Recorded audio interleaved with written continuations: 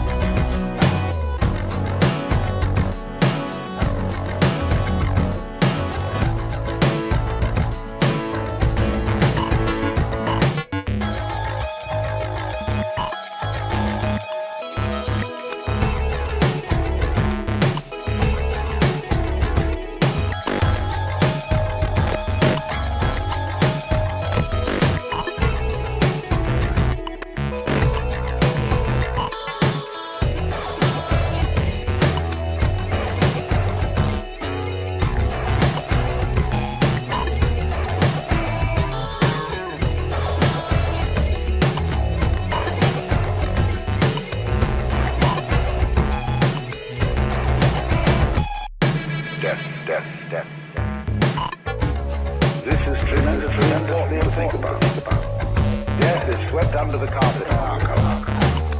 In the hospital, they try to keep you alive as utter desperation. They won't take the mockery. Well, of course, we've made death howl with all kinds of ghouls. We've invented dreadful afterlives. I mean, the Christian version of heaven is as abominable as the Christian version of hell. Nobody in church forever.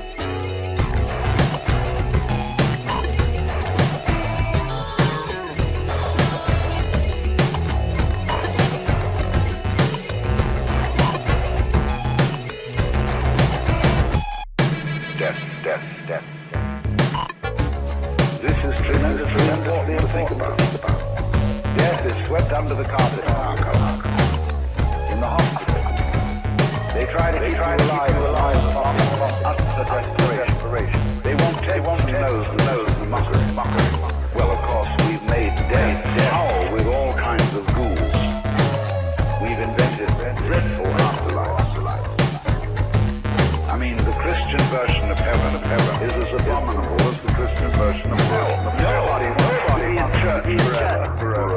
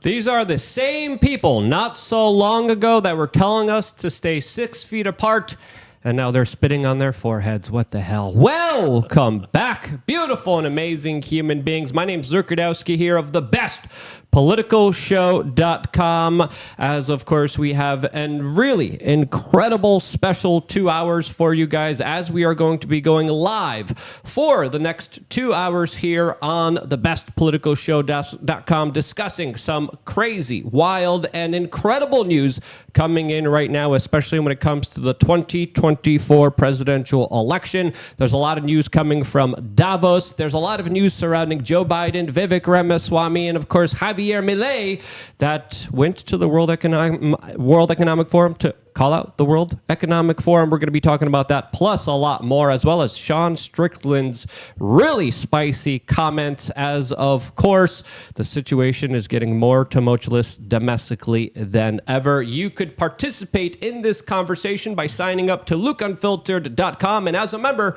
you get the ability to call in to the show and ask us whatever question you want, unscripted, unfiltered, all on the best politicalshow.com. LukeUnfiltered.com is the way to, of course, get into the Telegram channel. We, of course, are going to be paying attention to that. Another way to participate in the conversation is by going to mysuperchats.com. And on that website, we, of course, will be prioritizing any and all super chats. YouTube usually takes a 30% cut. MySuperchats.com only takes a 3% cut. Rumble rants will, of course, be read too.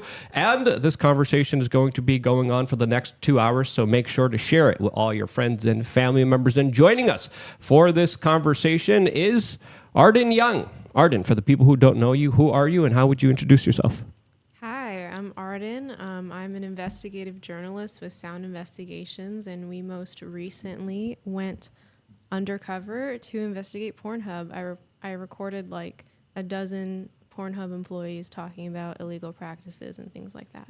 Yeah, lots of really crazy, sinister things that probably we're going to have to save for Rumble, as of course the context here are definitely spicy to say the least. Clint's in the house as well. Clint, how are you? You survived Iowa somehow.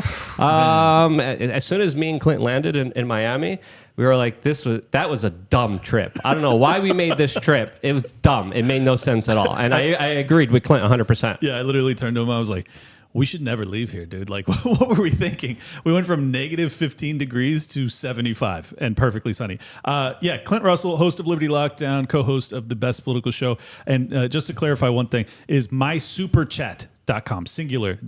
My Super Chats is a website that won't get you to us, so I just double checked it again. mysuperchat.com, cheapest way to message us to be involved in the show.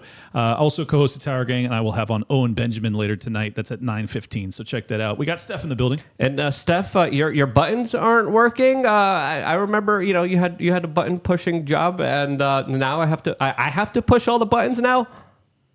No comment. I'm pushing the buttons, but nothing's happening. So, Yeah, this is why we test stuff beforehand, Steph. This is why we have good equipment. Yeah, we have great equipment, but we were supposed to test them beforehand, so I don't have to do all the physical button switching. I'm gonna unplug this. Let's try to figure this out, Steph. Everybody, make sure to get on that Telegram. I want to see your faces. I want to hear from you. At the last half hour, we're opening it up to phone calls. It's so nice to be able to integrate and just meet the community and hear your questions. So, yeah. Oh, look at that. They work here. It. See, this is why we're professionals, and we do professional things. Button pusher. Steph, we are Change on Insta. Steph WRC on Twitter. Let's go. I was just going to say that if I'm doing all the button pushing, which I had to do in Iowa, I'm doing it. Which is a lot of work. You were going to have to take over and do all the talking here. I'm so excited, you guys. I've been missing out. When you were in Iowa, I was so sad.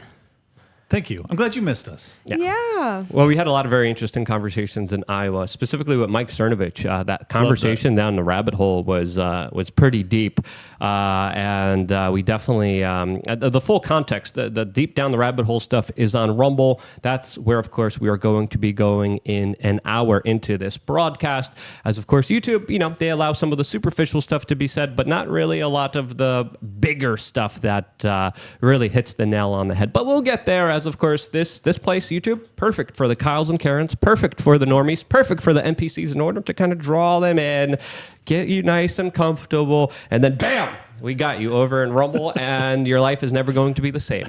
As of course, we have some very weird rituals going down in Davos, as the clip that we played in the beginning of this broadcast highlighted some kind of I think, Native American ceremony. Lots of people have different interpretations of this. Some people are saying that this is the cult. Some people are saying that this is them trying to be pagans. Some of them are saying that this is a satanic ritual.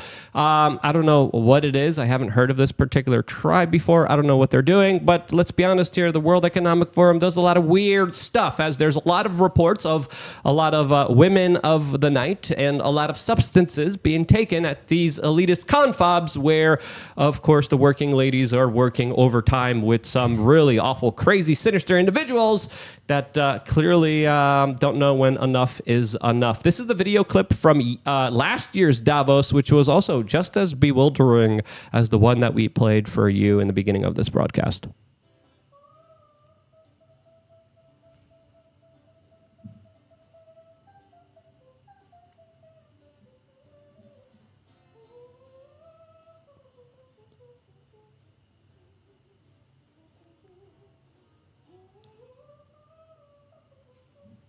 For the people watching, she's playing like a fake air boob guitar that doesn't exist and isn't there.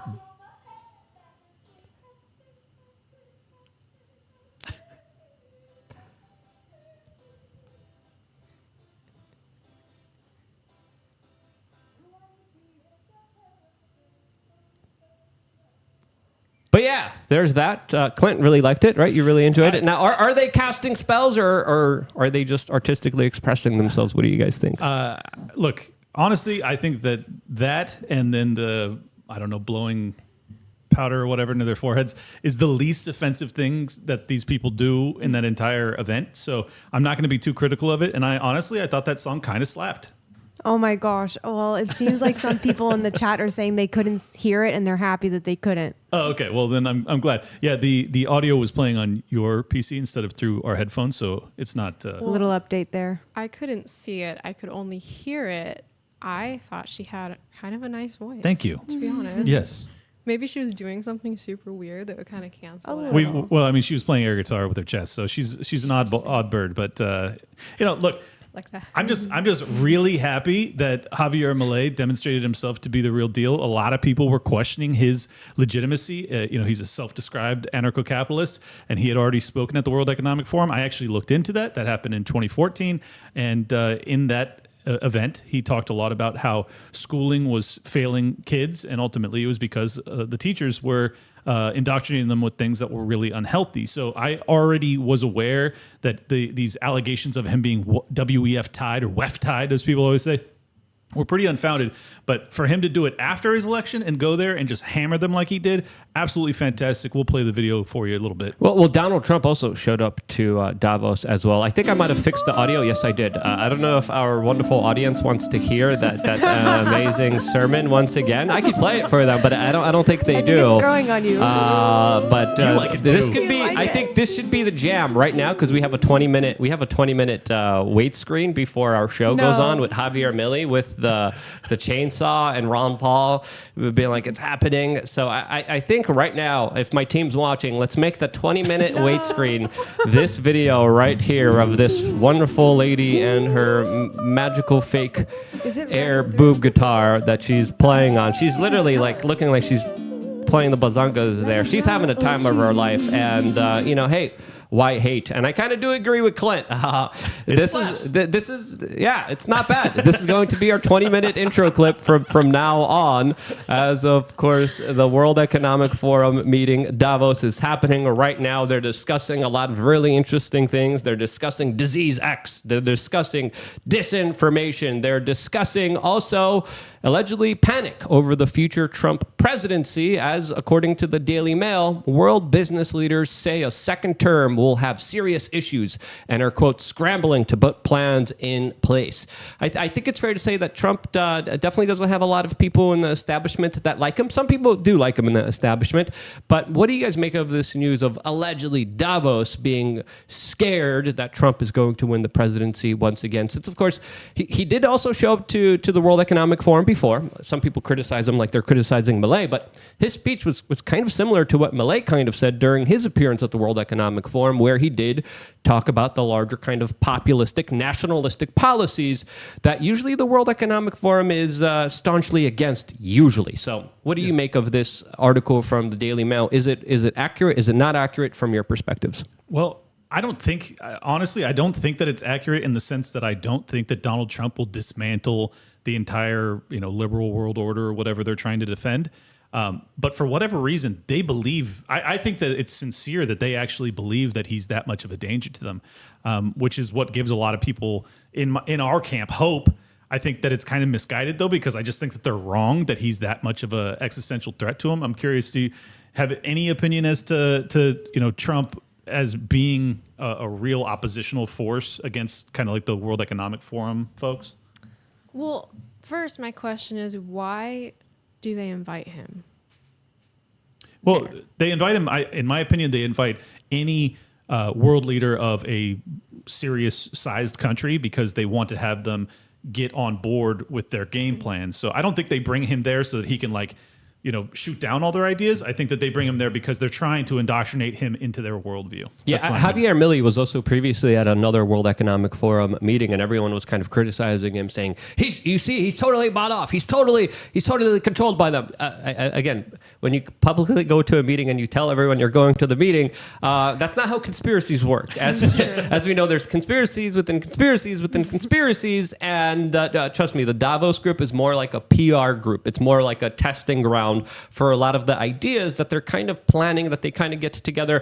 But when we look at so many powerful people, especially from the World Health Organization, especially from Pfizer, especially from the intelligence community and the State Department, coalescing with a lot of the world leaders in the Swiss Alps, there's a lot of public stuff they do, and I think they're kind of testing stuff, but there's also a lot of private, behind the scenes, backdoor deals that are being met there of some of the most powerful people in the world who then kind of start these kind of relationships that are beneficial to each other. This is where that weird, chubby Pfizer dude, what's his name? Bourlet? I forgot. Albert Bourla. Yeah, Albert Bourla there kind of goes there, and he's like, I'll help you, you help me.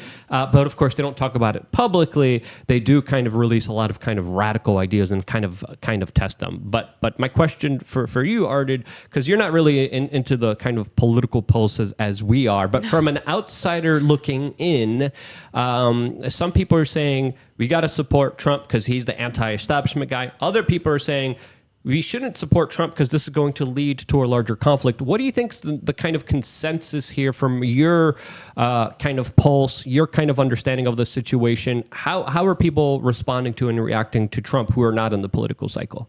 Are they getting people excited for him? Or are they getting people who are saying, I'm sick of politics, let's please stop fighting, let's avoid this bigger problem ahead of us? Well, from my perspective, I think the more that he's unfairly persecuted, the more people are going to support him who are more moderate, kind of like myself. Makes him more of a sympathetic figure. Exactly. Yeah. So I think that the forces that are working against him are kind of being counterproductive to themselves in a way. Yeah. That's the way I see it. No, I actually agree with that. And just to circle back to your prior question about, why did they invite these people? Well, it's the president of the United States. Like, even if they despise this guy, like, they have to have him in that circle just simply because it gives more credibility to them. They invite the leaders of basically every nation. They invite all of the CEOs to most of the multinational corporations all over the world. They're trying, I think that the misunderstanding that a lot of people have is that people think that these people think that they're evil. No, they think that they're the good guys. Yeah. Like, when they talk about fomenting and implementing a technocratic establishment that's going to abolish poverty and all this stuff, like, I think they genuinely believe it. The problem is that they view everything from a collectivist lens, and they're ultimately very counter to individual liberty and decision making. So that's why I oppose them. Yeah. To be fair, if the World Economic Forum invited me, I would go. You kidding me? Yeah, I think go. Luke and I would probably go too, but we would not be very kind to them. I would end up in jail again in Switzerland. I've been arrested in Switzerland for questioning the elites before at the Bilderberg meeting, and Swiss jails, not that bad. I was going to say probably pretty nice. They were pretty cordial. They weren't that bad. It's like, oh yeah, hey, you're nice under there. arrest. Come with us. I'm like, no handcuffs? Cool. Really? I'll take it. So they didn't handcuff me. They like detained me in like a private room. I had to keep. I got to keep my stuff. How many nations have you been A arrested? lot. Too many nations. But it was just like, hey, I'm asking these guys questions, and we don't like that. Yeah, come to jail with us. Come walk with us. We'll lead you. And I'm like, okay. It was such a weird experience because the Swiss are definitely strange people. And I was like, I don't know, maybe these guys like want to chat or something. I didn't understand it. I don't know what was going on. And then I ended up in a locked room in a jail cell. And I'm like, that's the easiest way to arrest anybody. They literally walked me in here, didn't even like search me, didn't even pat me down, and then I was there with Dan Dix and a couple other journalists as well. What would have happened? There. What would have happened if you had just said, "No, I'm not going to walk with you"? I don't know, but you know, I'm not doing anything illegal, but that doesn't matter nowadays. Of course, anyone and everyone's getting arrested. We got some super chats here, and one from Red Viking saying, "Nah, Lucky Luke ate seed oils in Iowa." Yes, Red Viking, I did eat seed oils in Iowa. I am not proud of it. I am confessing my sins. I had no other choice. It was not a good one. And freaking hell, Iowa sucks. I hated Iowa. It was miserable. It was cold. We just had gas station food, all gas station food. It's all fluoride, high fructose corn syrup, and seed oils. It was miserable. I had so much gas. I felt so horrible for anyone in that car with me. It was not good. I'm very happy to be back here in Miami, in my own place, in my own bed, in my own kitchen, where I actually have good food and sustenance that won't rob me of good microbiome in my gut. But yes, you caught me, Red Viking. I am guilty as charged. We got another super chat from Sol Rosenberg saying, Trump, Biden, Milei all serve the synagogue of Satan. Revelation 2:9 and 3:9. Reverse psychological psyop. Soul, I don't know if you guys have anything to say to Soul, but he sounds like a black-pilled individual. So if he's quoting Revelations, I'm not going to go there. I hope he's wrong. Yeah. That's all I'll say. Let's listen to Javier Milei. He was also at the World Economic Forum. He literally flew coach. He didn't even fly private. All these people usually like to fly private to these confabs where they tell you that you need to sacrifice more because the weather's getting worse and we need to make it gooder. He flew there private, made a speech, flew out. So this is what Javier Milei had to say to the Davos group. Buenas tardes. Good afternoon. Muchas gracias. Thank you very much. Hoy estoy acá Today, I'm here para decirles que Occidente to tell you that the Western world is in danger. está en peligro porque And it aquellos que is supuestamente endangered deben defender because los valores those who are de Occidente supposed to have to defend the values of the West are co-opted by a vision of the world that inexorably leads to socialism and thereby to poverty. lamentablemente Unfortunately, en las últimas décadas, in recent decades, motivados por algunos deseos motivated incessantes by de querer some ayudar al well-meaning prójimo y otros por el deseo individuals de pertenecer a una willing casta to help privilegiada, others, and others motivated by the wish to belong to a privileged caste, the main leaders of the Western world have abandoned the model of freedom for different versions of what we call collectivism. We're here to tell you that collectivist experiments are never the solution to the problems that afflict the citizens of the world. Rather, they are the root cause. Do believe me, no one better placed than us, Argentines, to testify to these 2 points. Absolutely, as of course collectivism is the true larger evil against a free, independent, sovereign humanity. Someone in the comment section wrote, thank goodness he didn't fly United or Delta, LOL. Yeah, it's risky now flying on these woke airlines that prioritize DEI over, of course, qualifications, which is absolutely ridiculous. But I haven't listened to the full speech of Javier Milei. I have it saved. I actually tweeted out the full video. I don't know if you guys got a chance to see it. I saw segments of it, and what he says, he's arguing about the non-aggression principle. He's arguing about decentralization. He's talking about how socialists are a huge danger to society. And those are just a few clips that I personally saw myself. I didn't see the full video yet, but these are important words that do carry a lot of significance, since he's actually saying it at Davos, which is absolutely crazy. Well, that's what I loved about it, is that he's going straight into the lion's den, telling to the face of the people that are responsible for these kind of globalist plots, and he's saying everything you're doing is actually worsening the situation for the people that you are allegedly attempting to benefit. I thought it was extraordinarily powerful. I watched the full 25-minute speech, and on top of the items that he touched on, or that Luke touched on, he also gave kind of a chronology of human growth and GDP growth worldwide, and the alleviation of poverty, and how free market capitalism has been such a benefit to the entire world, and how basically everything that they're pushing today is going to derail that progress. And I thought it was incredibly powerful. That, paired with our 6 days with Vivek, has me about as inspired and as fired up as I've been maybe in my lifetime. I'm really optimistic about what's happening right now, and I know that means I'm probably doomed to be disappointed. But regardless, I do feel as if like there is a lot of like my most deeply held beliefs that are being popularized on the biggest stages right now, and it's just I feel like people are really overlooking how monumental this shift is. Yeah, it's really interesting seeing this kind of make it to the forefront, even though Javier Milei has horrible foreign policy initiatives. Yes. But Argentina really doesn't have an influential foreign policy. So it's interesting because he's kind of playing 1 foot in, 1 foot out of the establishment, but also being able to kind of get some of the larger ideas out there. I don't know if you heard of Javier Milei, Arden, or what the kind of larger perspective is, but as soon as I saw him with that chainsaw, I don't know if you were able to see him with that chainsaw. As soon as I saw him say "afuera" to all these government ministries and rip them off the board, I was like, man, things are changing. He won a very close election that was actually a runoff, but to do it in Argentina of all places, a kind of leftist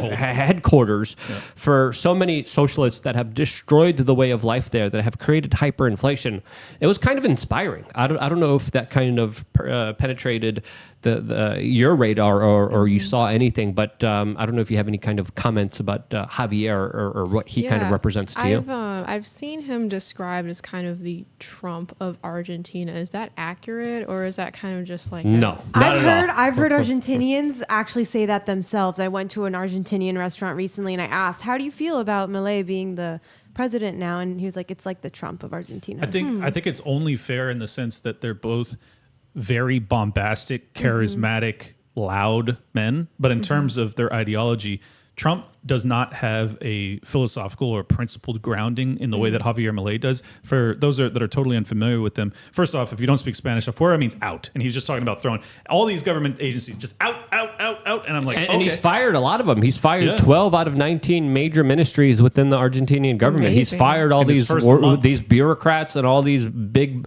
bureaucratic Beckys from robbing the state and the people of their money. So it's awesome to see. Sorry, go ahead, Clint. Yeah, but for those that aren't familiar with his background, he was an economics professor. This is a guy that is really deeply rooted in the libertarian, philosophical set, as well as Austrian economics. He's brilliant. He's also a very charismatic speaker, and I think in that regard, he's got this really over-the-top haircut, and he's very over-the-top rhetoric, and he talks very angrily about leftists. So in that way, he's like Trump. But man, I wish Trump was, like Javier Milei. Yeah. If he were, I would be the biggest Trump supporter on the planet. Yeah. So unfortunately, he's not, though. We got another super chat here from Fountainhead Forum saying, the Fountainhead Forum has 30 videos talking about Milei and more coming. I am not aware of any English-speaking show with more Milei coverage. I'm definitely going to check out the Fountainhead Forum, as of course, I have some friends from Latin America, and a lot of them are excited about him. A lot of Cubans here obviously have a different bias, since the Cubans in Miami really do not like communists. And I think Javier Milei is this kind of cultural answer to cultural Marxism that has hijacked a way of life for a lot of individuals, that is using the government to intervene in people's lives, as more and more people are saying, hey, I'm really sick of government. I'm really sick of being told what to do, how to do it, how much money I have to fork over just to live my life. So seeing this kind of pushback highlights that there probably will be a bigger pushback culturally and also politically here inside of the United States, which highlights the larger possibility that Trump is going to become the next president of the United States, which almost now is guaranteed unless there's some very serious foul play, or even as we have a mysuperchat.com from an awakened but confused username saying, quote, "Do you have any suspicion that Trump is part of the deep state, playing his role for the New World Order? We can't shake the feeling that Trump is part of the New World Order, World Economic Forum, etc. We are getting imposter vibes. Thanks for all you guys do. Wonderful reporting." So that was a $10 mysuperchat.com. That's a very interesting question, a question that I personally posed to the audience just a few weeks ago. As of course, I'm skeptical of being skeptical on top of all the tinfoil hats that I wear, which I'm trying to get a grasp of what's really going on here, as it is fair to kind of speculate that Trump wouldn't be where he is right now if it wasn't for all the political prosecution against him. What they're doing to him is absolutely unfair. It's absolutely insane. Facing 750 years because of document errors just doesn't make any sense at all. But seeing what has always kind of happened here, the left loses their minds when it comes to dealing with Donald Trump. They actually have real cases of Trump derangement syndrome. And if you look at the way that they have acted from the beginning of his presidency, it lines up to how they're acting now. So there's many different ways to kind of think about this entire scenario and this entire situation. Another way that I'm kind of thinking about it now, because I always try to think of any and all possibilities here, and I try not to be too conspiratorial, but that's automatically what comes to mind, since politics involves a lot of secret backdoor deals that a lot of people don't usually like to talk about. It involves a lot of special interest groups. It involves a lot of big billionaires that are absolutely setting the policies, and then politicians listen to them and do what they want. I think right now there is a larger kind of bureaucratic deep state that will do anything and everything in their power to prevent him from being the next presidency of the United States. And whether that this is one centralized larger power, I kind of disagree with that assessment, since my understanding of it is that there's power factions within Washington, D.C. that represent different parties. I think there's a Clinton party. I think there's an Obama party. I think there's a CIA party. They're not partying. They're doing really awful, horrible things, and they're all kind of playing a game against each other, sometimes with each other. And of course, as they do this, they do kind of always make sure that their game is protected, even though they're sometimes battling and gaming against each other. What could be happening now, from my perspective, I kind of would, there's certain percentages that I believe certain things could be true. Is he a part of the New World Order? From the right now, the vibes that I'm getting, no, but there's a little small suspicion that says that could be possible. I think a more plausible assessment of what could be happening now, if you allow me to have this rant, is specifically they're trying to make him the overwhelming front runner, so we get a similar situation to what happened to Hillary Clinton in 2016. Because if you remember 2016, everyone, all the polls, all the numbers were pretty much doing the same thing. Hillary's going to win. Hillary's going to win. Hillary's going to win. I think there could be an angle here for the leftist establishment Democrats to prop him up in a way where he can't lose, and then last minute they make him lose, just like Hillary Clinton kind of lost in 2016. So that's what's on my mind now. That's just my stream of consciousness when it comes to kind of speculating what's happening here. And I could absolutely be wrong on my assessment. But what do you guys make of that mysuperchat.com? And is he New World Order? And what do you think of the assessment that I just made myself? Yeah, I don't disagree with much, if any, of that. But I will say this: I had no relationship with the Trump family until this past week, when I was in the studio right before IRL started, and I had an hour-long conversation, myself, Josie the Redheaded Libertarian, and Donald Trump Jr. And he was, it was off the record, so I'm not going to give any details about what we discussed, but I'll just say this: very down to earth, very honest and open, like incredibly open about everything. I asked him a bunch of questions that I really thought that he would not want to answer, and he answered them totally off the cuff, on the fly, and seemed to be telling the truth. So considering that he's been in the public eye his entire life. His dad's been famous his entire life, and he comes from a very wealthy family. An incredibly humble person, and seemingly very dedicated to seeing this country improved. So I am personally of the belief that Donald Trump, unfortunately, unwittingly participated in one of the worst thing that's ever happened in American history in the year 2020. That's my belief. I don't know it for a fact, but that has kind of been my suspicion. And then after talking to Donald Trump Jr. For an hour, I'm even more, of the belief that that's the case. Unfortunately, I just think he's got a lot of entities that are working against what he's interested in delivering to the American people. He's also obviously very egotistical and narcissistic, and I think that gets in his way oftentimes. But I do not personally believe him to be, the enemy of the people. As if he is in a power faction, he's in a power faction that is not totally antithetical to my belief system. Yeah. Arden, any thoughts? Sorry. No, I agree. I don't think he's New World Order. I was reading Matt Taibbi's book. I don't know if you're familiar with Matt Taibbi. Yeah, sure. But he was talking about why he thought Donald Trump surpassed Hillary Clinton unexpectedly in 2016 and won. And he was just talking about how much press Trump got just being the person that he is. He's a superstar. He has a lot of charisma. Mm-hmm. People want to talk about what he does. And I think that same phenomenon is actually still happening now. It's just on a larger scale because you have all these government organizations pursuing him.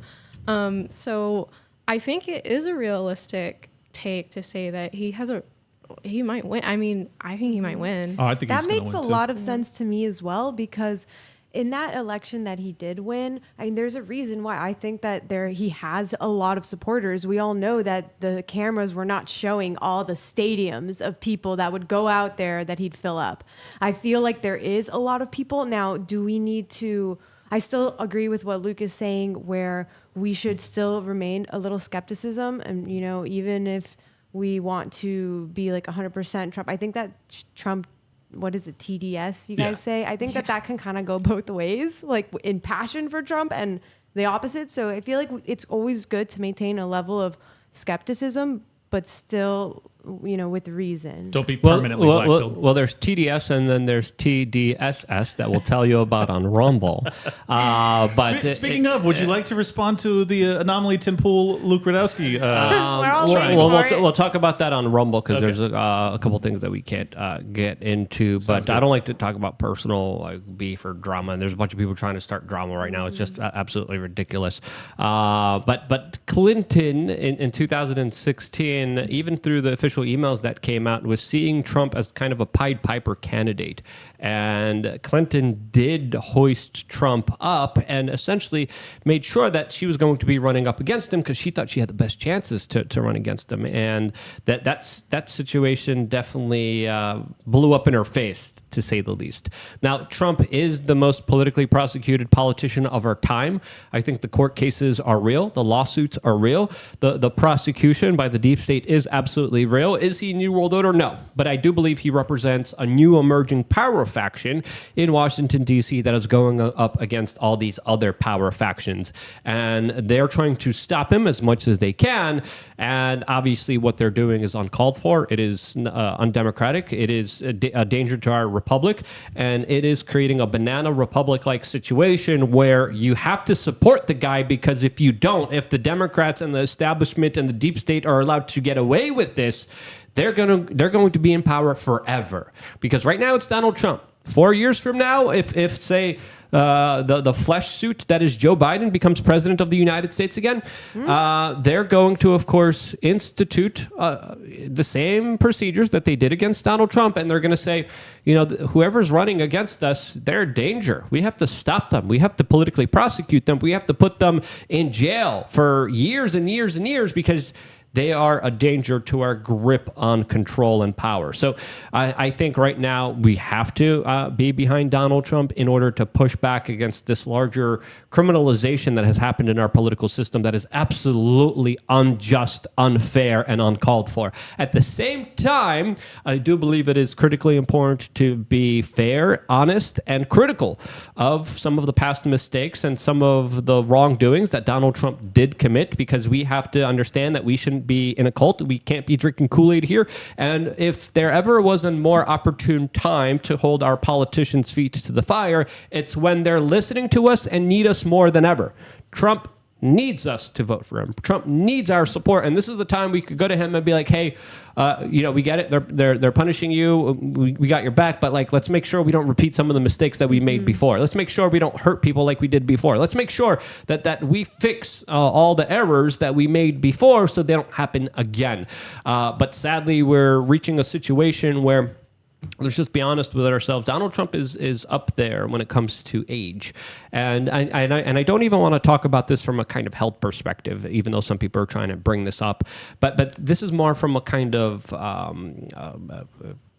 mental kind of understanding, as of course, if you have someone in their 70s, if you know someone in their 70s, if you have someone in your life that is that old, they're kind of stuck in their ways. They're kind of stubborn. And this is a situation that Mike Cernovich kind of brought up to me when we were all driving for 17 hours in a blizzard together. And he was talking to someone else who was in the car. And he said, how many old people do you know that are in their late 70s pick up a new language or learn how to play the guitar or change their habits drastically or change the way that they do things? And of course, I don't know any. That's I don't rare. know. I don't know if you guys know any, but people in their late stages of life, they're very stubborn. Yep. Will the Trump administration do something different than what they did before? Probably not, because of the way that Donald Trump is. So what's going to be happening under the Donald Trump presidency is, under this new presidency, if he gets elected now, if the deep state doesn't stop him, it's probably going to be the same exact thing that happened when he was the president 4 years ago. Well, it could be argued that now he has more wisdom because his first time around having to appoint the different people of his team, like he wasn't aware of who's really on his side, who wasn't. If it's Republican, they should be on my side, right? But he actually now had that experience to know who's actually got my back for this second time around. So it could be argued that he's going to do a little better and have a better appointed crowd around him to support him. This is the whole reason that I have spent so much of my time researching and talking with Vivek Ramaswamy, is that he is this young new firebrand that, if given, and I did a whole episode on Liberty Lockdown about this that comes out tomorrow, but I'll truncate it and just give you the kind of the Cliffs Notes. I have never met anyone that is harder working, more brilliant, more entrepreneurial, more passionate, more gifted in terms of speaking, more intelligent. Like, this dude is a absolute force to be reckoned with. And I am not overstating it. He is really that special. So if he's for real... Clinton tried to kiss him too. I did. I kissed him on the mouth. I don't blame you. Clint was like, oh. He's like googly gaga. I don't like. Oh my gosh. Control yourself, Clint. Okay, control yourself None of that here, happened, please. but I'll play along because it's the funniest thing to say. I kissed Vivek Ramaswamy on the mouth. No, Clint loves Vivek. I I'll do. just leave it He's at just that. very impressive dude, and I think that Luke is really just not comfortable enough with his sexuality to admit he feels the same way. He's a very impressive man. But anyways, he's. I think Vivek loves Trump too. Well, look, I don't know about that, to be honest. But There's some interesting body language that we're going to be getting saw into in that. just a little bit. We're going to be playing a video that's pretty interesting. Clint, go ahead. Yeah, here's the reason that I'm so pumped about Vivek is that if given the opportunity, like, Trump has a handful of ideas I really hate, but he has a handful of ideas I like quite a bit. And he didn't implement the vast majority of them in his first term because he got undermined, because he surrounded himself with some of the worst people on earth. Vivek, in my humble opinion, is not one of the worst people on earth. And I think that he has the wherewithal, the knowledge, the drive, the energy to accomplish a lot of what Trump failed to do. So I think that given the responsibility I think that Vivek would be an unbelievable asset to Donald Trump. And this is coming from someone who is not a Trump supporter. I think that if he's VP, if he's AG, if he's put into some sort of high-level department, if they create a special task force to basically watch over, to watch over the demolition of 75% of federal employees, like this dude can really change this country in a dramatic way without being the president of the United States. So I just hope that Trump listens to him. Kanukin EH gave a super chat saying, quote, I really hope Vivek is VP because America needs to be saved. And I think Trump and Vivek are the best chance, this coming from a Canadian. I have my own things to say about Canadians that we're going to say on Rumble. Thank you, though. Thank you for the super chat. I appreciate it. Now, for me personally, a thing that always comes to mind after my experiences in Iowa and seeing the kind of fervent, emotional insanity that we all dealt with because of social media and people having kind of a cult of personality here. My response to all of this is like, hey, if you think voting is going to save you, if you think voting is going to change everything, you're not paying attention. What's going to really change stuff in this world is you taking personal responsibility for yourself, you being happy, you being healthy, you starting a family, you being successful, you starting a business and moving outside of the larger matrix of control that is all around you. So again, Vivek, great guy. I spent some time with him in Iowa, just like Clint did. Candace Owens says that he's one of the highest IQ people that she ever met. Candace really likes him as well, and he does have a drive. I don't agree with all of his policies, especially his foreign policy. Yep. I think he's becoming more and more of a politician. He's becoming more and more polished. I definitely do see a difference between him before he was running for the presidency, during his candidacy. Big time. And he definitely changed a lot of the way that he kind of speaks. But I do believe he has an incredible work ethic. There's no denying that. And just being on the ground with him, he was working his butt off. There's absolutely no denying that at all. Serious question for you. Have you ever seen anyone work like he did? Besides Luke himself. Yeah, right.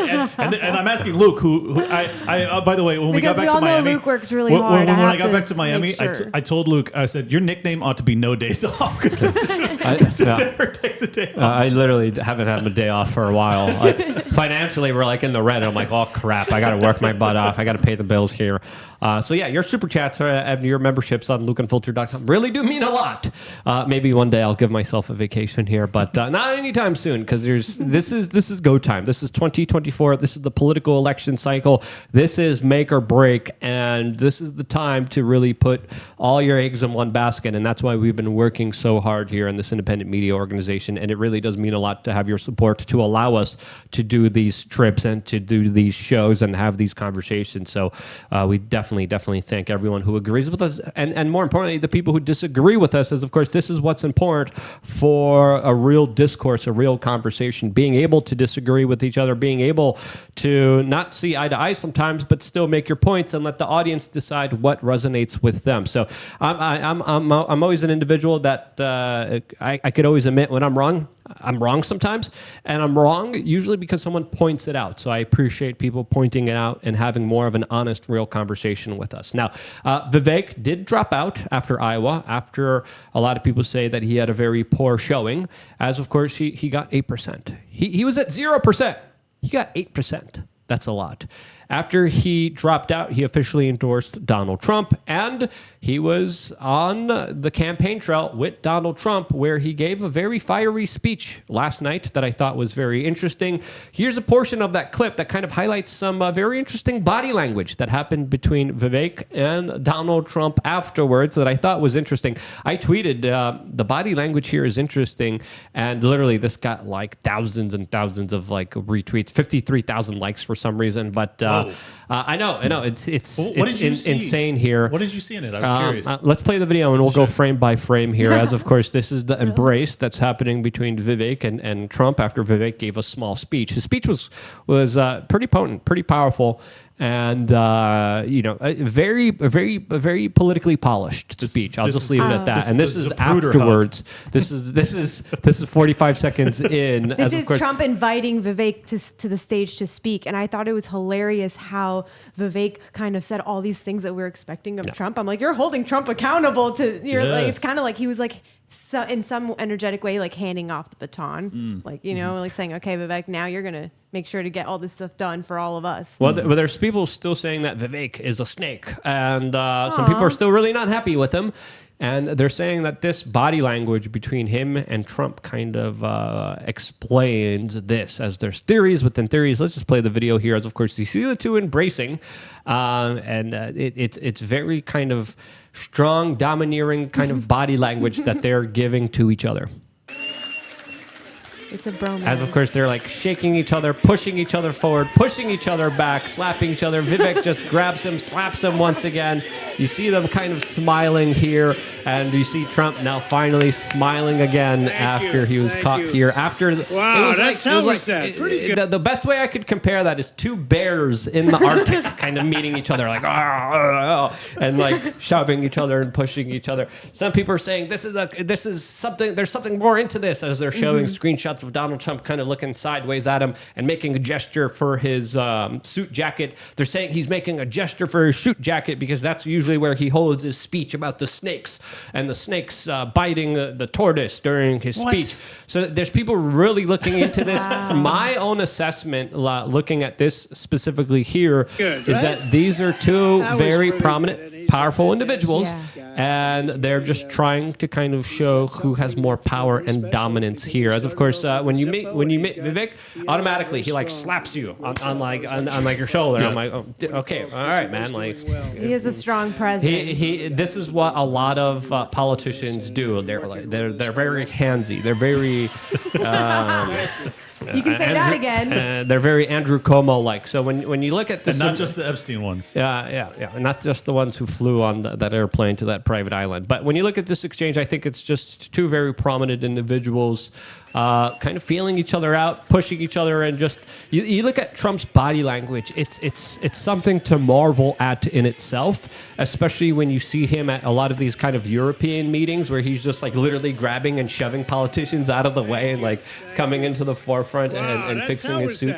Body language is very, very, very telling for a lot of what kind of Donald Trump does. And Vivek seems like he was trying to match his kind of larger presence and energy here. Again, we might be looking too much into this, but what I thought was really fascinating about this particular clip was the fact that the crowd here was cheering VP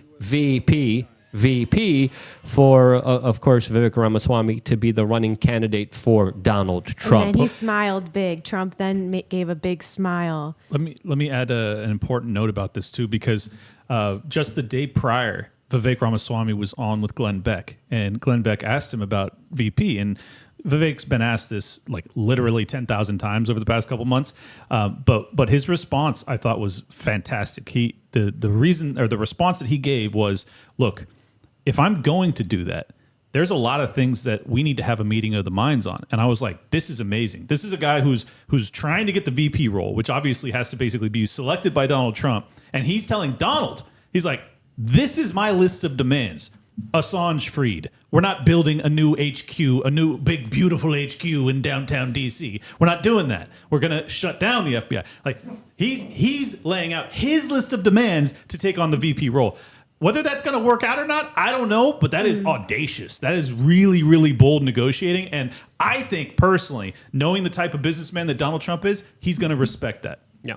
Interesting. What do you think, Arden? What do you think of Vivek here and his larger possibilities for him to maybe? A lot of people are saying he's going to have some kind of position within the Trump administration. He kind of took a lot of people by surprise here. How do you see his kind of political future here from everything that you're seeing from the outside in? Well, he doesn't have a track record I could really pull from, but he says a lot of things that I really like. Personally, for me, one of the most important issues to me is border security. And this is kind of a question I have. Do you think Vivek would take more action on border security than Trump would? I think the very good question, because one thing that you brought up is what a lot of people miss. We're in an election cycle where politicians say a lot of wild stuff. Yeah. But what do politicians do is the real test and challenge of them. As of course, Vivek hasn't been in political office. He hasn't proven himself. He hasn't done anything.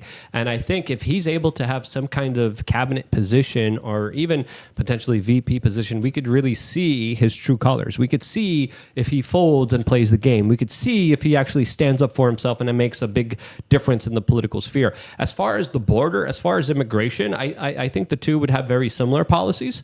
I think they would implement a lot of policies that would try to recall what is happening right now, since immigration is one of the leading kind of issues for this election cycle, as well as the economy. But why do you find it as important right now for yourself? Well, it's alarming. I mean, I've seen a lot of reports and done some looking myself. I've spoken with Tara Rodas, who's a HHS whistleblower, who blew the whistle on HHS literally paying for these unaccompanied minors coming across the border to be placed with people who are trafficking them. And the U.S. government, our tax dollars, that's what it's going to. It's so alarming. So it's a really, really important issue to me. And Vivek, I believe he's claimed in speeches that he would literally deport undocumented immigrants who had already come over the border. That's a huge claim. Like, round them up, that is a huge claim. So if he actually was able to deliver on that, I think that would have a huge impact for his credibility. Yeah, we actually talked about this with Don Jr., specifically what to do here. We also talked about this with Vivek and Candace Owens during the Timcast town hall that we had here, and Candace was like, yeah, deport them all. From my, kind of perspective, I think getting rid of the initiatives, getting rid of the NGOs, getting rid of some of the policies that incentivize the human trafficking and the migration here might be a little bit better when it comes to addressing this particular issue, because essentially it is a lot of major corporations taking advantage of these people as well, which it's kind of crazy that we're able to be in a position where so many people are just told to come on in, and they do. And the federal government is protecting that. And there's so many victims of it. There's so much human trafficking. I covered the situation on the ground in Tijuana. I covered the situation on the ground in Europe. A lot of human trafficking, a lot of abuse against women, a lot of abuse against children. And, we'll talk about this on Rumble, but a lot of the countries that have allowed any and all people in have to deal with significant crimes that happen against females afterwards, which is something, again, that should be addressed, shouldn't be controversial, and we should have an intellectual conversation about. But sadly, we can't, because people lose their minds and automatically conflate issues and try to, of course, divert from what's really going on here. We have my super chat. I think it's a Rumble rant from Thai Sight Arts saying, how do we get federal officials to follow federal laws rather than unlawful executive orders that enable the human trafficked border invasion? It's a great question. Yeah, I mean, it comes from the top. You have to have actual enforcement. An attorney general, Vivek Ramaswamy, for instance, who has a Yale law degree, would be an interesting addition, as opposed to the Bill Barr types that were deep state through and through. And covered up the story of the decade, exactly. and the offing of Mr. Epstein. Some people are saying they want DeSantis as AG, but I don't think that's going to happen with the love affair between them and Trump. Probably not. But to go back to your prior point about immigration, I'm in the camp where the people that come across that then work for below minimum wage for corporations, they're not the ones that I'm really worried about. I actually respect that people are coming across and they want to work. And if they're getting paid $5 an hour, obviously they think that's better than they could have got whatever nation they're from. So they're trying to better themselves. I'm far more concerned about those that come across that are in gangs, that are drug traffickers or human traffickers. Those are the ones that really, really concern me. But I think that the real answer here, the most humanitarian answer, is to stop the flow so that you can actually allow for the people that have already come across to acclimate, to start to be part of the American culture, as opposed to this 5 to 10 million people coming across annually, which is totally unsustainable. If you don't believe me, I know there's a lot of open borders libertarians that get very angry when I talk about this, but if you look at Europe, there is a cultural shock that is happening that is going to divide that not just that nation, but that entire continent in a way that may be irreparable. It's a very big deal, and if we're going to look the other direction, I think it's a mistake. Yeah, that's why a lot of online commentators are saying that the Civil War, everyone drink, isn't going to be going off here in America, but it's first going to be going off in Europe. And again, lots of crazy things happening in Europe that are covered up, that people can't talk about, that are censored, which I just find absolutely criminal. We got another Rumble rant from Scusi Q Love. Thank you, Scusi Q, for all the Rumble rants that you give us. You're saying, quote, I am skeptical of politicians or businessmen running, but you have to look at the fruits Trump produced. A good economy and no new wars always has my vote. Looking forward to the fruit Vivek produces. Yes, Scusi Q Love, I agree with you, and you're kind of saying what I just said a couple moments ago, and that is previously, we don't know what kind of politician Vivek Ramaswamy is. As of course, politicians always promise us everything and then usually significantly under-deliver. If you look at Trump's presidential campaign in 2016, he was talking about end the Fed. He was implicating the Bushes in the attacks that happened in New York City on 2001. He was talking about JFK. He was talking about CIA. He was talking about the Saudi Arabians. He was really talking about even auditing the Federal Reserve. This man didn't hold anything back. And over time, his administration was a little bit different than what he promised us he was going to be doing. Let's just be honest as intellectually as we can. We got another mysuperchat.com from Lone Wolf saying, not enough for rent, but hopefully enough to say we appreciate you, Luke. Thank you, Lone Wolf. I appreciate you, and I appreciate all the support here. Another one from Shame Insky saying, don't be mad at the citizens of the People's Republic of Can-Ukistan. We hate it here.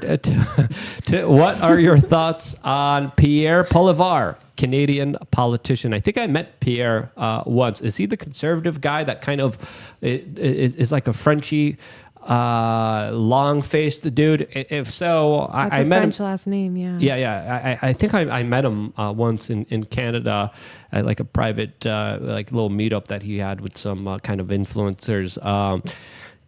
This was many years ago, but I don't remember. I don't remember much. We got another one from Trippy Frog saying, big love for you, Luke. Thank you for doing what you do. You are purely authentic, radical human. I do my best, and the best way to have transparency is to have an honest and clear dialogue. That's what we strive to do here, and we do it mainly because of your participation, you guys calling us out, you guys calling into the show. There's no scripts. We don't tell you what you can say and can't say. We're going to have unscripted calls in just 30 minutes from now on rumble.com/wearechanges. Of course, let's finish off the topic here as the Daily Mail is saying, quote, Donald Trump teases big role for Vivek Ramaswamy in his 2024 campaign after former rival dropped out of race. What do you think is going to be Vivek's role here when it comes to this Trump administration that probably will be winning the presidency?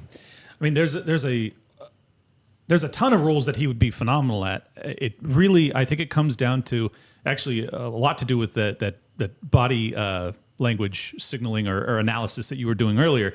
Is, can Trump allow for another kind of alpha entrepreneur, outspoken, thoughtful, charismatic leader to be in his orbit, or does that create a clash? But I want to interrupt you because also it's not really can Trump allow it or does he want it? It's also his advisors, right? Is he being advised to do that kind of energetic duo where there's like two strong men alpha, or what some people are speculating is perhaps he's going to go for a woman. That's how I feel. Yeah, I feel like feel like that's what he's going to be given as a recommendation moving forward. Let's hear what you say, Arden. I don't know. I guess it's kind of intuitive. I just feel like Trump would go for a female VP who appealed to a more moderate audience. Exactly. Yeah. And just for electability? Yeah. Yeah. I think is it the woman in Nebraska? I think there's one who's a Republican that. Oh, you're talking South Dakota, Kristi Noem? Correct. Yeah. I mean, Noem wouldn't be a bad option. She's good speaker and probably would not step on Trump's toes. I personally just from my preference, I think many in the libertarian camp want someone that will step on Trump's toes. We want someone that is opinionated, that will not be a walkover, that will hold Trump to account when he's made promises and he starts to pull back on them. I want him to actually deliver. I want him to pardon Assange. I want him to pardon Snowden and Albrecht, and the list goes on and on, the peaceful J6ers. Like, he needs to do these things, and he also needs someone who's actually passionate and driven and has the energy and the wherewithal to contend with the media and deliver on things that are unpopular in the corporate press sphere, because that's what's going to happen. You're going to have the entire weight of the media come down on you for every step of the way. Do you have someone that's ready, that can actually fire back? Vivek can do that. I'm not at all certain that there's anybody else that's as skilled as him at doing so. Sarah Palin. Oh, goodness. Oh, gosh. No, I'm just joking. We got one more super chat here from John Burt. Great super chat. He says, Clint, what is Vivek's favorite ice cream flavor? The Clint Russell. That's his favorite ice cream. Oh, Lord. What's happening? I'm just going to make this as creepy as possible, dude. I don't know. Trump flavor. Hey. Oh, God. You guys are sickos. Man, this is derailed thoroughly. We're not even on Rumble yet. We're going to move over now to Rumble, where we're going to be discussing some very spicy, tumultuous topics, starting off with Sean Strickland, MMA UFC champion that really didn't hold anything back during a recent UFC press conference where he went all out on the Canuckistans. And I absolutely agree with him. We're going to be sharing that point of view, as well as getting into a lot of the kind of in-depth investigative journalism that Arden Young is doing, all on Rumble. We couldn't talk about it here on this particular broadcast, since, of course, we're on YouTube. YouTube doesn't like you talking about certain things. We're going to be able to finally breathe a fresh breath of free speech air on rumble.com/we are change. Let me just double check and make sure that, we're on the front page. Donald Trump is giving a speech right now, but we are on the front page right next to him, next to Dr. Drew, next to Jimmy Dore, all on rumble.com/we are change. So that conversation continuing on rumble.com. People are like, send me the link. No. Get your fingers, move them, rumble.com. That's all you have to do.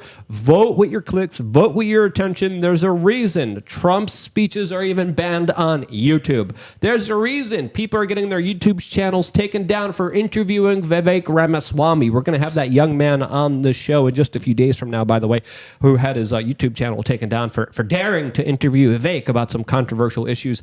Again, we have a big audience here on YouTube. Now is the time.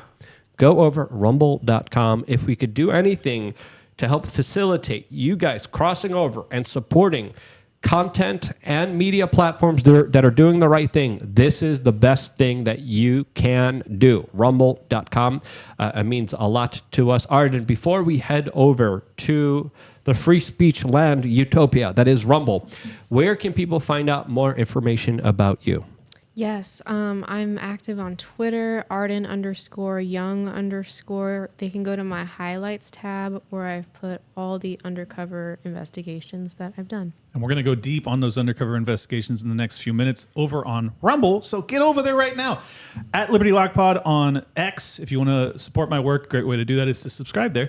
Clint Russell's the name. Liberty Lockdown's the show. Tower Gang is my my other totally ridiculous and absurd obsession. And it will be myself versus Owen Benjamin on whether or not we can trust Vivek Ramaswamy at 9:15. Don't miss that. And we'll see you guys soon. Yeah, he had some interesting things to say about you. You think? That guy... He's an absolute lunatic. That guy has some anger issues. I'll just leave it at that. Steph WRC on Twitter, still learning how to use it, but I enjoy reposting some stuff that I see. So check me out there.